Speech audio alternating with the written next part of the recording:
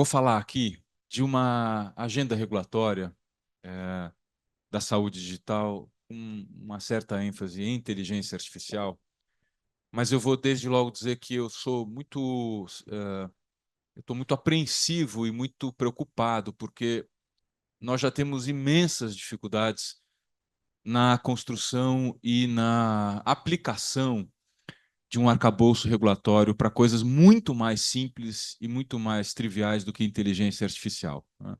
Nós não sabemos ainda regular de forma efetiva e, do ponto de vista democrático, transparente, participativa, muitos setores, como, por exemplo, saneamento básico, energia elétrica, telecomunicações, de forma suficiente. Não estou dizendo que nós não tenhamos arcabouços regulatórios para essas outras áreas da economia, mas a gente ainda não tem agências reguladoras ou arcabouços regulatórios suficientemente maduros, institucionalizados, bem financiados, habitados por reguladores capacitados, com bons salários, com carreira, imunes a pressões do poder econômico, pessoas que não sejam, de alguma forma ou de outra, expostas à captura que é tão conhecida no campo da regulação por parte do lobby, do poder econômico, como eu já mencionei, da indústria, seja ela qual for, todos esses setores regulados que eu mencionei têm indústrias muito fortes,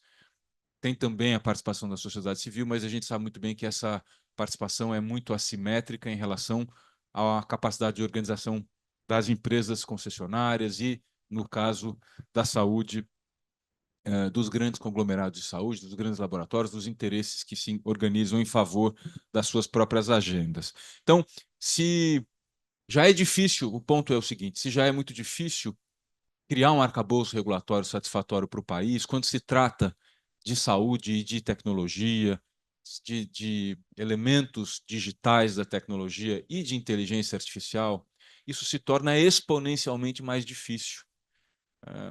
Só de imaginar o grau de coordenação institucional que a área da saúde vai precisar ter com a Agência Nacional de Proteção de Dados, com o Ministério da Saúde, ou, perdão, o campo da saúde, com a Agência Nacional de Proteção de Dados, com a Lei Brasileira de Proteção de Dados, com outros órgãos de defesa, por exemplo, do consumidor, com outras instâncias decisórias, para não falar do nível interfederativo, porque tem Estado, município, tem plano federal nessa história toda. Eu já fico assustado, porque nós não temos ainda, como vocês bem sabem, um marco bem delimitado, ele está em discussão no processo, no Congresso brasileiro, está em processo de discussão no Legislativo para a inteligência artificial. Tem um debate enorme, quem acompanha isso de perto sabe, em torno de pontos muito cruciais e chave no atual contexto do projeto de lei da inteligência artificial no Brasil.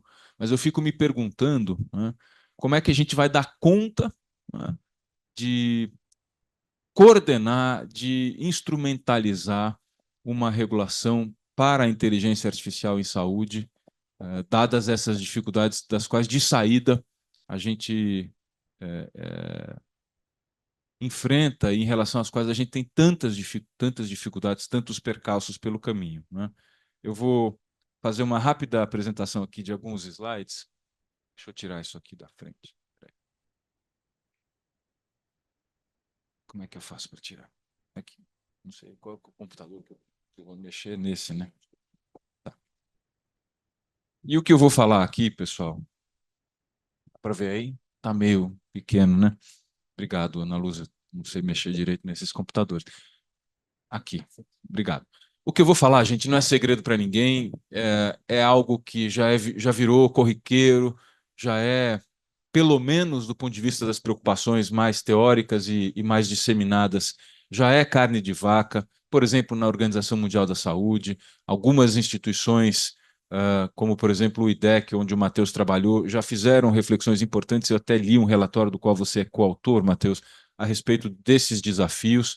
Então, eu não vou trazer aqui nada que seja muito original, mas tudo isso é muito importante, porque é, já ficou evidente que é óbvio, né, que a disponibilidade de dados, o progresso da tecnologia, o machine learning, enfim, as ferramentas de inteligência artificial podem ser muito benéficas para o campo da saúde, mas, né, sempre tem um mas, pode haver muitos riscos e pode haver muitos percalços e desafios pelo caminho, porque, para além de agregar conhecimento, competências, ganhos de escopo, escala, economias de todo tipo, a tecnologia e a inteligência artificial podem causar, vocês devem ter falado disso aqui antes e certamente falarão ao longo do dia, muitos problemas e muitos riscos, entre os quais eu destacaria aqui a preocupação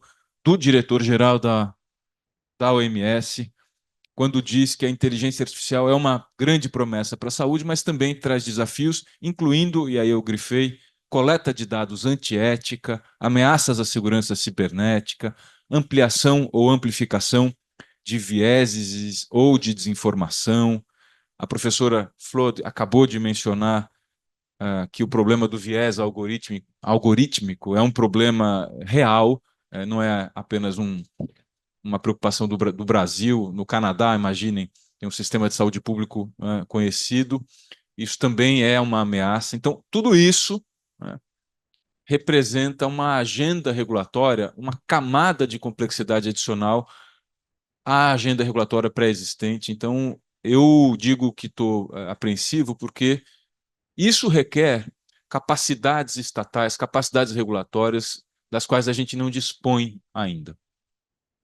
Eu sei que o Ministério da Saúde está engajado na construção de ferramentas para a construção, para a estruturação de um arcabouço regulatório para a tecnologia, para a inteligência artificial. Não desconheço o fato de que isso é algo que também preocupa as autoridades públicas brasileiras no momento, mas ainda assim vai ser preciso colocar muita energia nisso e mais, vai ser preciso tomar decisões com ganhadores e perdedores, e quando isso acontece no campo da regulação, o universo de participantes precisa ser alargado. Não dá para dialogar só com quem põe dinheiro, não dá para dialogar só com quem vai bancar, não dá para dialogar só com quem tem interesse em vender tecnologia, né? É preciso dizer essas coisas. Tem outros stakeholders, tem outros agentes societais ou econômicos, ou as duas coisas, que precisam ser ouvidos. Então, não é cosmético, não é menor falar da importância dos processos participativos na construção desse arcabouço regulatório. A pluralidade de vozes é muito importante. Eu acho que o Vitor destacou de uma forma ou de outra nas ideias que ele trouxe hoje, esse elemento também, né? Então, só para sintetizar algo que, se vocês sentarem na frente do computador e pesquisarem, em 2 minutos vocês acham? Eu estou sintetizando aqui que existem problemas de transparência, de documentação de todos os processos do ciclo de vida da inteligência artificial, rastreamento de procedimentos. Se você não sabe como a inteligência artificial procede, funciona, armazena, minera dados, articula, recombina esses dados, cria-se uma opacidade muito perigosa. E mesmo que não haja problemas de viés ou de uso antiético dos dados, só o fato de a gente não saber como esses dados são manipulados já é em si um problema. É preciso ter uma meta-regulação de como a regulação vai cuidar, procedimentalmente falando, desses dados. Existe um problema de gerenciamento de risco, e o PL da inteligência artificial está se havendo com um debate muito acirrado no caso brasileiro sobre como definir riscos de diferentes tipos para a futura lei de inteligência artificial dar conta desse fato, deste problema da iminência de que o risco é uma questão tão grave e tão perigosa quando se trata de inteligência artificial, quanto a incerteza que caracteriza os processos de inovação. Quando se fala em inovação, o nome do jogo é incerteza. A gente não sabe se a inovação vai dar certo, a gente não sabe se ela vai virar produto de mercado e se ela vai deslanchar, se ela vai gerar patente, se ela vai gerar recurso, dinheiro, benefício para a sociedade. Mas, para além de incerteza, tem risco. E quando a gente fala de inteligência artificial, tem risco, né, humano, né, para os seres humanos. Quanto mais não seja quando se trata de pessoas que estão fazendo tratamento de saúde, operação, tomando remédio, fazendo consulta pela internet. Eu estou falando aqui para iniciados e iniciadas nesse tema. Eu não preciso lembrar vocês mais disso, certo? Então, é, uma agenda com famílias de problemas se apresenta quando se pensa nisso. E, de novo, né, sem querer ser derrotista, alarmista, pessimista, eu quero dizer o seguinte: o Brasil não está preparado para nada disso ainda. Não é? Se a gente quer ter um arcabouço regulatório de inteligência artificial, um arcabouço regulatório de saúde que use tecnologia, que use telemedicina, que se valha dos benefícios que o mundo digital traz, é preciso articular esses dois mundos, é preciso articular quem vai fazer o quê. Uma das coisas mais difíceis em política pública é definir quem faz o quê, combinar, orquestrar quem toma a decisão para evitar sobreposição, disputa, indefinição institucional, lacunas e vazios, repetições, sobreposições. O Brasil é especialista em bagunçar a resposta para a pergunta quem faz o quê, quem deveria fazer o quê. Quando se trata da construção deste arcabouço novo, essa é uma pergunta que não quer calar. E, portanto, existe uma dimensão de governança regulatória da saúde quando se trata de tecnologia, e isso pressupõe que, antes de mais nada, quem quer que vá regular precise definir quais são essas famílias de problema, quais são essas agendas regulatórias, e se esse trabalho não for feito, né, não há como isso dar certo.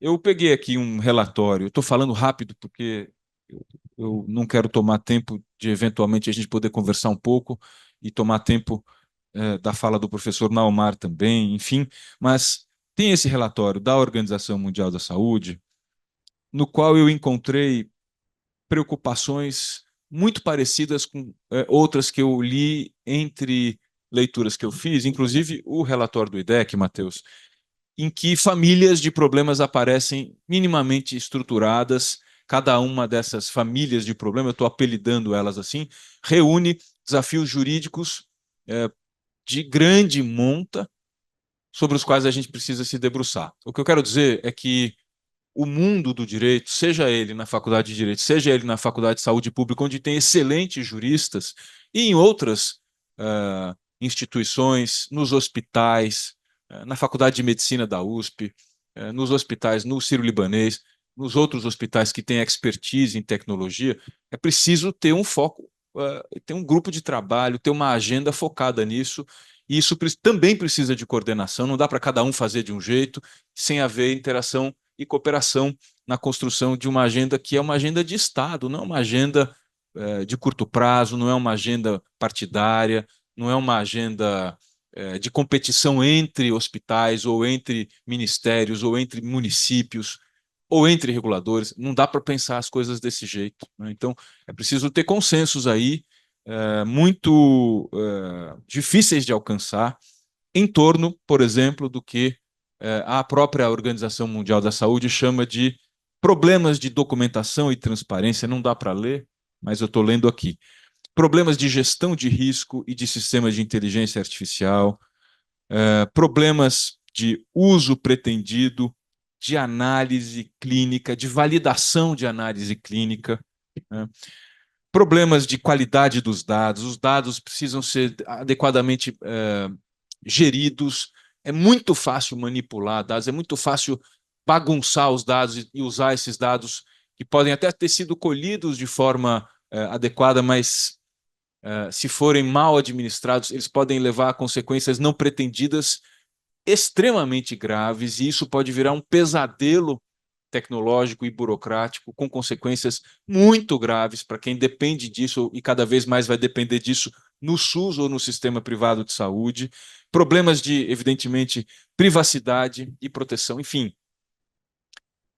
Não preciso aqui rezar o Padre Nosso ao vigário e ensinar a quem já está olhando para esses problemas, mas é importante que quem é preocupado ou preocupada com agendas regulatórias é, comece a arredondar essa bola e tentar estruturar de forma para além de um mapeamento assim trivial como eu fiz hoje, né, que é fácil de fazer, mas é difícil de transformar numa agenda de pesquisa, é importante que isso seja levado adiante.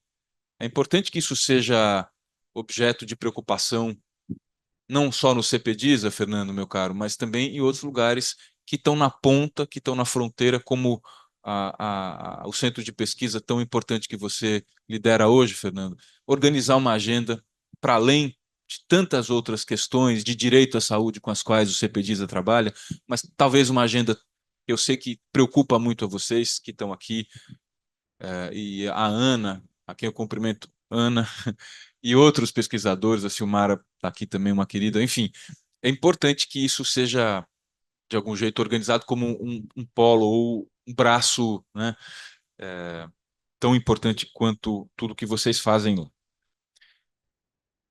Não tem muito mais o que dizer, gente. A gente precisa ter capacidade jurídica, inteligência governamental, criatividade institucional, para fazer essas coisas acontecerem. Não adianta a gente comprar tecnologia, fomentar tecnologia, fazer 1000 licitações, aprovar uma lei de proteção de dados, aprovar uma lei de inteligência artificial, começar a atrair um monte de laboratório, um monte de israelense, americano, europeu, suíço, canadense, para oferecer inteligência artificial no Brasil, gastar dinheiro com isso e no dia seguinte não saber operar nada disso, isso virar uma coisa cara, uma coisa extremamente trabalhosa que a gente não vai saber operar, né? Então, isso é a cara, né? A cara dos desafios brasileiros. A gente precisa lembrar que isso vale também para a tecnologia, para a inteligência artificial e para o campo da saúde. Num país que tem essa quantidade de pessoas, que tem um sistema de saúde como o SUS, com as proporções do SUS, com o orçamento do SUS, não dá para brincar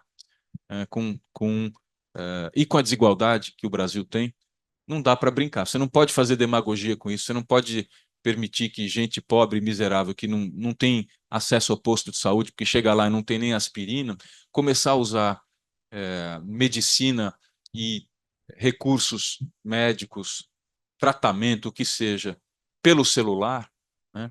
Porque quem é pobre não usa computador, usa celular para entrar na internet, né? Isso é uma questão também do subdesenvolvimento, sem ensinar essas pessoas a usar isso. Isso pode ser o caos, né?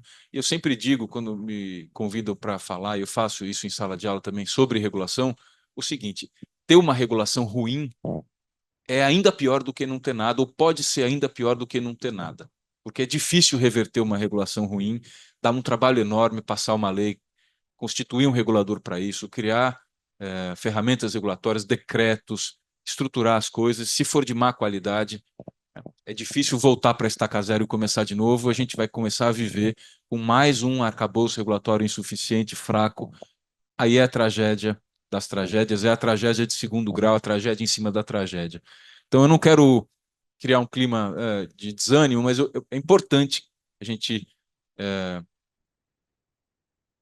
mesmo chovendo no molhado, alertar para o fato de que essa agenda regulatória é multifacetada, é multissetorial, é multidisciplinar, não é só do direito, é da administração pública, é dos sanitaristas, é dos médicos, é dos engenheiros que trabalham com inteligência artificial, é de todo mundo que tem alguma preocupação de interesse público com a saúde. Eu vou ficar por aqui, gente, porque, né, eu estou falando realmente o que é óbvio, sem grande novidade, mas para dar um alerta em relação à importância disso aí, porque se não for, vai se instalar um caos eletrônico, um caos digital, ainda pior do que o caos físico que a gente enxerga hoje.